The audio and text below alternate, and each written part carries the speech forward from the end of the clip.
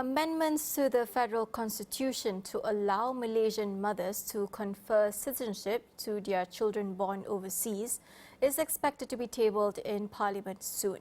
While waiting for this reform, the government has been urged to cut red tape surrounding the admission of non-citizen children in local schools. Patricia Low from Family Frontiers Mothers Network shares the struggles Malaysian mothers face. So there has been a zero rejection policy in place which allows non-citizen children to enroll in public schools.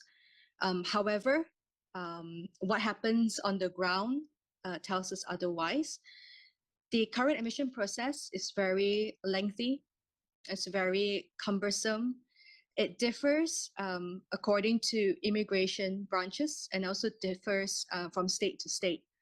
So, as school starts, it's supposed to be an exciting time, I guess. But for mothers in our group, many are struggling to even get the paperwork in order for them to enroll their children into school. Because besides paperwork required for the school and via Ministry of Education, we also need to apply for a student pass, which is the only way our children can remain in Malaysia legally. And so that is another process altogether. Also very cumbersome, very complex, a lot of paperwork, a lot of documents are required. Noting that mothers faced a lot of anxiety from this, Patricia hopes the Education Ministry could urgently address this issue before the start of the new academic year on March 19th and 20th. Streamline public education, public school enrollment processes for non-citizen children of Malaysian mothers, reducing its length, reducing its complexity to ensure that children can enroll in a timely manner.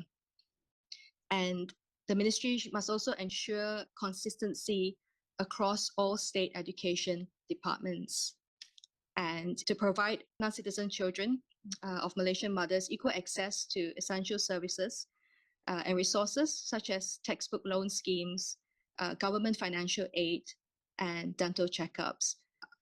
So our non-citizen children also face exclusion and discrimination in school. And one of it is children are not eligible for the national vaccination program. So we recently had a mother share with us that when it was time for the class to take their vaccination, her child was the only non-citizen student in the class.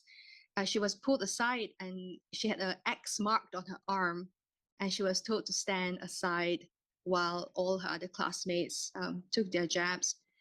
And it was very hurtful for the mother to witness the child doing that. It's also hurtful for the child herself who had to undergo that.